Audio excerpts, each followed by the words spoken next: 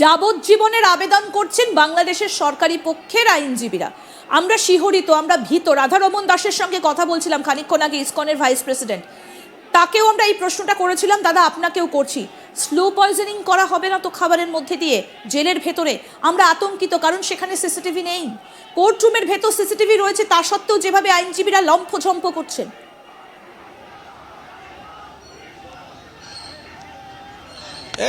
আমি তো প্রথম থেকে বলছি চিন্ময় প্রভুর যে আজকের যে মানে জামিন না হওয়া, এটা আসলে মানে আমাদের অনেক কলিগরা খুব আশাবাদী ছিল যে উনি জামিন পেয়ে যাবেন, কিন্তু আমি ওনাদেরকে বলেছি দেখেন আমি কিন্তু আশাবাদী না, কারণ যে দেশে কোনো আইনি সিস্টেমই নাই ওইখানে এই বাংলাদেশ চলছে ইউনুসের উনি যা বলে সেটাই তো এখন আইন।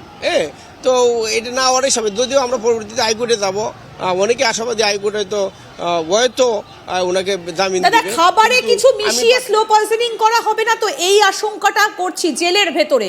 আপনারা কি সেই রকম কিছু আশঙ্কা করছেন? এইটা মানে সবাই এটা জানে যে যে কোনো মুহূর্তে যে কোনো জায়গায় যে কোনো জেলে যে কেউ খুন হয়ে যেতে পারে।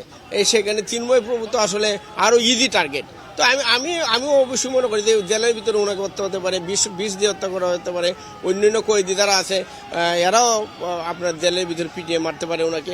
এটা আমি না কেন, আমি না, বাংলাদেশের প্রত্যেকটা মানুষই এটা বুঝছে এবং জানছে যে কোনো মুহূর্তে উনি মানে জেলের ভিতরে খুন হয়ে যেতে পারেন। এটা মানে সবাই, এবং এটাও মনে করে যে এটা স্বাভাবিক কি আসলে, মানে বাংলাদেশের জন্য এটা কোনো অস্বাভাবিক কিছু না, যেখানে যে কোনো জায়গায় মানুষ মারা যাচ্ছে, জেলের ভিতরে মারা তো আরও ইজি। তো আমিও আশঙ্কা করছি এই ধরনের ঘটনা ঘটতে পারে, এবং এটা বাংলাদেশ এখন স্বাভাবিক ঘটনা। এই জন্যে আমরা কলকাতায় আসছি। আমরা কলকাতার সাংবাদিক বন্ধুদের, সামাজিক যারা সোশ্যাল ওয়ার্কার আছে তাদেরকে, রাইট অ্যাক্টিভিস্ট আছে তাদেরকে, রাজনৈতিক নেতৃত্ব আছে, ধর্মীয় নেতৃত্ব আছে, তাদেরকে আমরা এই জিনিসটা জানাতে চাই, বাংলাদেশ আর বাংলাদেশ নাই, বাংলাদেশ এখন একটা নিউ পাকিস্তান। এই নিউ পাকিস্তান আমরা এই দেশ যাতে নিউ পাকিস্তান না হয় এই জন্য আমাদের প্রতিরোধ গড়ে তুলতে হবে, এবং সেই জন্য আমাদের অবশ্যই এই যে আমাদের বন্ধুতম দেশ ভারতের সহযোগিতা আমরা চাই। ভারতের সব ধরনের অ্যাক্টিভিস্টদের কাছ থেকে আমরা সহযোগিতা চাই, যেন বাংলাদেশে থাকে, বাংলাদেশে যাতে নিউ পাকিস্তান না হয়। এই জন্য আমাদের এখানে আসা, আমরা পৃথিবীর বিভিন্ন দেশ থেকে এখানে এসেছি, আমরা যারা রাইট অ্যাক্টিভিস্ট আছি আমরা বাংলাদেশেই রাখতে চাই। এটাই আমি বলবো আপনাকে। দাদা আমরা জানি যে আপনারা এসছেন, আপনি এসেছেন লন্ডন থেকে, পুষ্পিতা এসেছেন ইউএসএ থেকে, এবং শীতাংশুবাবু এসেছেন সুইডেন থেকে। আপনারা এসেছেন এবং আপনারা বিশ্ব জনমত তৈরির পথে হাঁটছেন, এবং যেভাবে বাংলাদেশকে রক্ষা করা যায় সেই চেষ্টাও আপনারা করছেন। দাদা আপনি একজন বাংলাদেশি মানুষ, আপনি নিশ্চয়ই জানেন যে 19শে নভেম্বর 2016-তে ঢাকা ট্রিবিউটে, সেখানে ঢাকা বিশ্ববিদ্যালয়ের অধ্যাপক আবুল বরকত তিনি যে বক্তব্য রেখেছিলেন, সেখানে তিনি বলেছিলেন তার মতে যে 30 বছর পর হিন্দু আর অবশিষ্ট থাকবে না বাংলাদেশে। সেই পথেই কি হাঁটছে পরিস্থিতি? এটা তো একদমই ক্লিয়ার। আপনি তো জানেন ভারত সরকার কিন্তু বর্ডার বন্ধ করে দিয়েছে। এই বর্ডার যদি ওপেন হইতো, ইতিমধ্যে কয়েক লক্ষ লোক বাংলাদেশ থেকে বাংলাদেশে ঢুকে দিত। তো এটা খুবই স্বাভাবিক প্রক্রিয়া, এটাই হচ্ছে এবং দিন দিন কমছে। এবং উনি ধারণা করেছিলেন বাই 1946 আমাদের বাংলাদেশে হিন্দু সংখ্যা থাকবে না। আমি মনে করি এটা এখন এগিয়ে এসেছে, এটা এখন 2035 সালের মধ্যে আমি মনে করি যে এই হিন্দু সংখ্যা 0 হয়ে যাবে, এবং সেই পথে এগুচ্ছে এবং তাই হচ্ছে আর কি। এখনই যদি প্রতিরোধ করে তোলা না যায়, আমাদের বাংলাদেশে ধর্মীয় সংখ্যালঘুদের অবস্থা পাকিস্তানের চেয়েও খারাপ হবে, এটাই দেখা যাচ্ছে এবং এটি আমরা বুঝছি। পাক মদতপুষ্ট ইউনিস সরকার তারা জাতীয় পতাকা, জাতীয় সঙ্গীত এবং একই সঙ্গে তারা সংবিধান পরিবর্তন করে ইসলামিক করতে চাইছে।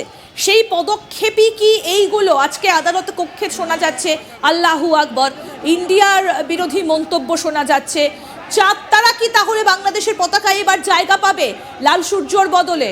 স্বাধীনতার লাল সূর্য কি একেবারেই অস্তমিত হয়ে গিয়ে সন্ধে নেমে আসবে চাঁদ তারার হাত ধরে?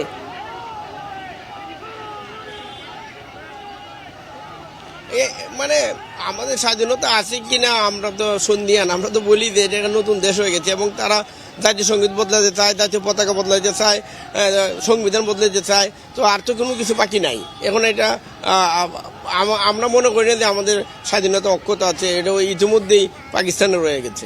দাদা এখনো পর্যন্ত কোর্টরুমের ভেতরে বাংলায় লেখা আমরা দেখতে পাচ্ছি, কারণ যে ফুটেজটা আমরা দেখাচ্ছি সেই ভয়ঙ্কর ফুটেজ, কোর্টরুমের যে দরজাগুলো তার উপরে এখনো বাংলায় লেখা আছে। এখানে কি কিছুদিন পর উর্দুতে লেখা থাকবে? তাহলে সেই মোহাম্মদ আলী জিন্নার স্বপ্ন কি পূরণ হবে? রফিক বরপদের মৃত্যু একেবারে বিফলে যাবে? তাদের রক্ত, তাদের আত্মত্যাগ, সেই ভাষা আন্দোলনকে ভুলে যাবে বাংলাদেশের মানুষ? বাংলাদেশে তো এখন আমরা যে ভাষার জন্য জীবন দিলাম, যে ভাষার উপর ভিত্তি করে আমাদের দেশ স্বাধীন হলো, এখন এই দেশে যে আবার উর্দু ফিরে আসবে না, মানে এইটা অস্বাভাবিক আর কি। মানে এটাই স্বাভাবিক বাংলাদেশে এখন। আপনি দেখবেন আবার হয়তো এই উর্দুতেই আবার লেখাপড়া শুরু হয়ে যেত। এবং আপনি জানেন, আমি একটা রেফারেন্স দিচ্ছি আপনাকে, উর্দুর একটা ঢাকা বিশ্ববিদ্যালয়ের একটা ডিপার্টমেন্ট ছিল, এটা এতদিন বন্ধ ছিল এদের কার্যক্রম। এই ইউনুস সরকার আসার পরে কিন্তু ওই ঢাকা বিশ্ববিদ্যালয়ে, এবং শুধু ঢাকা বিশ্ববিদ্যালয় না, অন্যান্য বিশ্ববিদ্যালয়ে ওই উর্দু ডিপার্টমেন্ট শুরু হয়েছে এখন।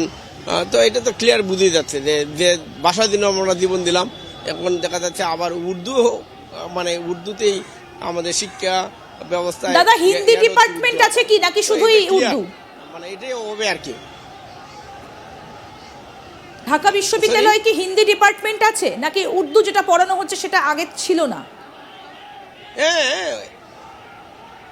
না, আগে ছিল না। ঢাকা বিশ্ববিদ্যালয়ে এখন উর্দু ডিপার্টমেন্ট খোলা হয়েছে এই সরকার, ওই ইউনুস প্রশাসন আসার পর থেকে। তো এটা তো একটা সিমটম যে ঢাকা বিশ্ববিদ্যালয়ে এখন উর্দু পড়ানো হচ্ছে। দাদা, এই মুহূর্তে 2421 জন মানুষ আমাদের সঙ্গে সরাসরি রয়েছেন লাইভে। আপনার কথা পৌঁছে যাচ্ছে সারা বিশ্বে। আপনি আজকে কলকাতা এসেছেন, প্রেস ক্লাবে সাংবাদিক বৈঠক করবেন। গোটা বিশ্বে আপনারা জনমত, আপনাদের বক্তব্য তুলে ধরতে চাইছেন। গোটা বিশ্বের মানুষ আপনাদের পাশে দাঁড়াক, সেটা আপনারা চাইছেন। আপনাদের উদ্দেশ্য অবশ্যই সফল হোক, শান্তি ফিরুক বাংলাদেশে। কিন্তু আমরা দেখেছিলাম নোয়াখালীতে যে ঐতিহাসিক হিন্দু নিধন হয়েছিল, আবার কি মনে হচ্ছে সেই ইতিহাসের পুনরাবৃত্তি ঘটতে চলেছে? আবার সেই দিন ফিরে আসতে পারে?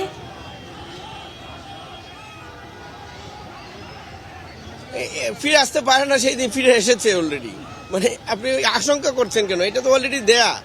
এখন বাংলাদেশের মানুষের, আপনি যে কোনো ধর্মীয় সংখ্যালঘু মানুষের সাথে কথা বলে দেখেন, এদের মানে যাদের এদের মানসিক অবস্থাটা একটু দেখেন। কেউ ঘর থেকে বেরোচ্ছে না, কেউ, মানে প্রত্যেকটা মানুষ একটা আতঙ্কে আছে। যে কোনো মুহূর্তে, যে কোনো সময় যে কেউ আক্রান্ত হতে পারে। এটা আপনি 46-এর দাঙ্গা, এর চেয়ে ভয়ানক অবস্থা বাংলাদেশে। এটা যারা দেশে আছে তারাই বুঝছে। মানে 78 বছর আগে সেই পুনরাবৃত্তি আবার আজকে বাংলাদেশের মাটিতে হতে চলেছে, হচ্ছে। সেটাই আমি বললাম যে এটা মানে বাংলাদেশের মানুষ, আমি বললাম তো, ভারত যদি আজকে বর্ডার খুলে দেয়, আপনি দেখবেন এক সপ্তাহে বাংলাদেশে যারা বর্তমানে ধর্মীয় সংখ্যালঘু আছে অর্ধেক চলে আসবে এক সপ্তাহের মধ্যে। কিন্তু তারা তো বাংলাদেশের মানুষ, তারা তো বাংলাদেশের মানুষ। দাদা, আপনিও তো হিন্দু, কিন্তু আপনি তো বাংলাদেশি। আপনার জন্ম, আপনার ছোটবেলা সবটা